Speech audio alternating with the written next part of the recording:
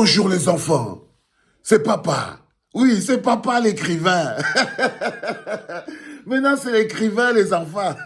Maintenant, c'est papa l'écrivain. Maintenant, on est l'écrivain. Vous allez trouver le prix de la liberté, je vous l'ai dit, dans toutes les librairies en ligne, Amazon, Fnac, dans toutes les bonnes librairies de Paris, de Bruxelles, de Berlin. Vous connaissez papa, non?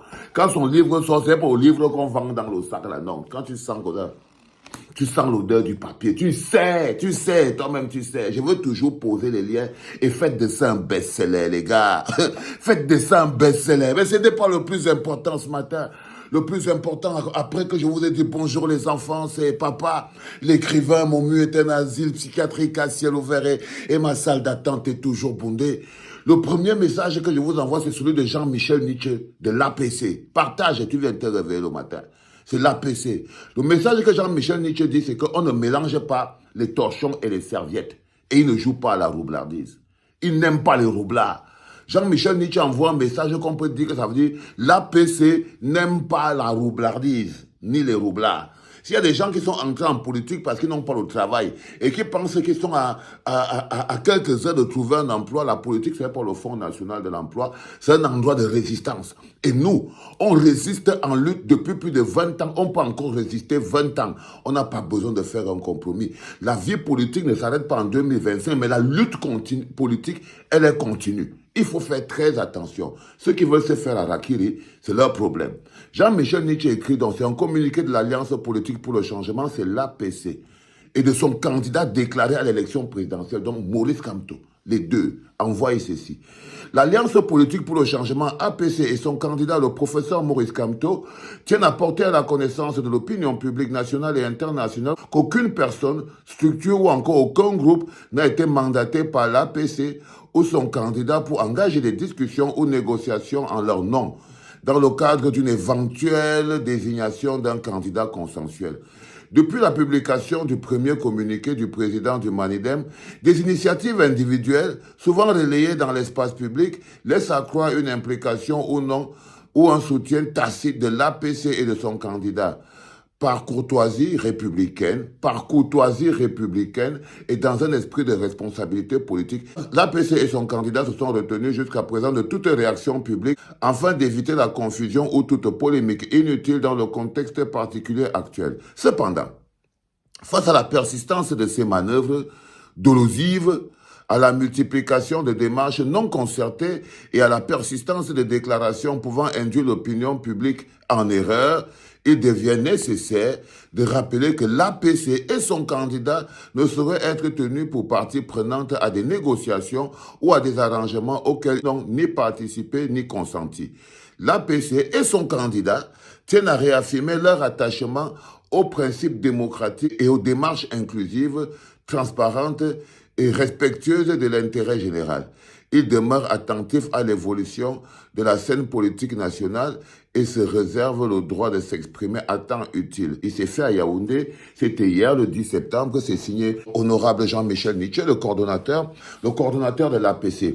C'était donc un moment où l'APC a pris pour venir mettre un peu un stop à la récréation, au mélange des genres, au mélange des torchons et des serviettes. L'APC est une structure de résistance qui lutte en résistance, qui ne cherche pas un chemin au milieu des petites routes que lui offre le RDPC. Non, l'APC est conscient de la lutte qui est la nôtre, et ils savent très bien que cette lutte ne passe pas par n'importe quel micmac. Et quand les micmacs commencent, ils se taisent d'abord.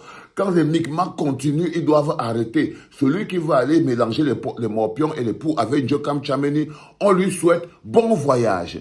Donc, en ce qui concerne le candidat consensuel, tu viens de te réveiller, prends un café.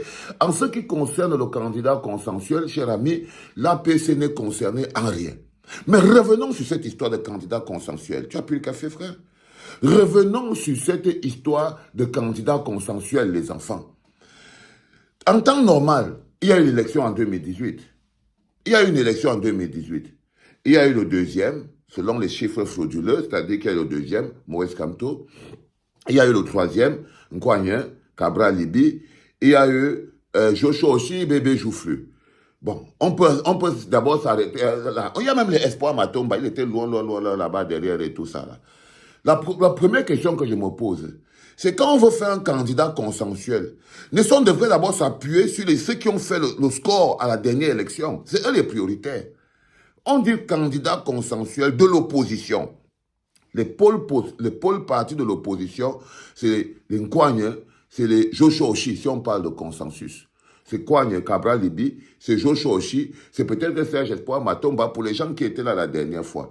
Cabral Libi même disait que là où il est là, il est prêt à faire toute forme de coalition. Il voulait même faire le tirage au sort. Il avait dit qu'il est favorable à toutes les coalitions. Je ne comprends pas comment on fait un candidat consensuel de l'opposition recherché par les autres bonhommes et Cabral Libi qui était prêt à amener tout le monde même au tirage au sort. Il disait qu'il est prêt même pour le tirage au sort. Je ne comprends pas comment c'est qu'il n'est pas concerné.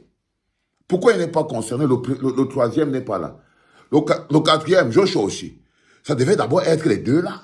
Si on cherche vraiment le consensus normal, les deux partis qui étaient encore dans l'opposition, qui ont fait le chiffre à la dernière élection, devraient être prioritaires. Prioritaires, c'est-à-dire qu'une alliance d'abord entre Cabral Libi et Nkwagne. Mais qu'est-ce que vous faites? On se retrouve en train d'aller chercher le candidat consensuel au milieu de deux requins qui, eux, viennent d'arriver dans la lutte de l'opposition. C'est-à-dire qu'ils viennent de débarquer il y a 2 mois. Il y a 2 mois, ils étaient encore en train d'être assis à la table de Paul Biya. Ils sont descendus de la table de Paul Biya en disant que eux, ils ne voyaient pas Paul Biya. C'est pour ça qu'ils partent. Donc, ils ne le voyaient pas. J'ai déjà toujours dit que si Paul Biya avait vu Bello Bouba Maïgari 2 fois, 3 fois, Bello Bouba Maïgari n'aurait pas démissionné. Il n'aurait pas démissionné. Il est fâché parce qu'on lui a manqué de respect. On l'a traité comme un torchon. On l'a jeté sur le côté. Ben oui, oui. Il faut garder les yeux ouverts, les enfants.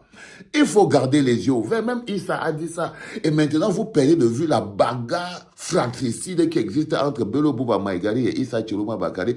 Vous savez que Bello Bouba Maïgari a déjà trahi l'opposition. Issa Chiroma Bakari a déjà trahi Bello Bouba Maïgari. Bello Bouba Maïgari et Issa Chiroma Bakari se sont déjà trahis. C'est-à-dire que c'est des mots-là qui se sont déjà fait du sale à un moment, à un niveau où vous n'avez pas aidé. Dans la trahison, hein. Dans la trahison et surtout toujours dans la politique et toujours dans les affaires de candidats de l'opposition. Bello Bouba Maïgari et Issa Chiroma Bakari se sont déjà trahis les uns les autres mal mauvais. Donc il ne y a pas mot.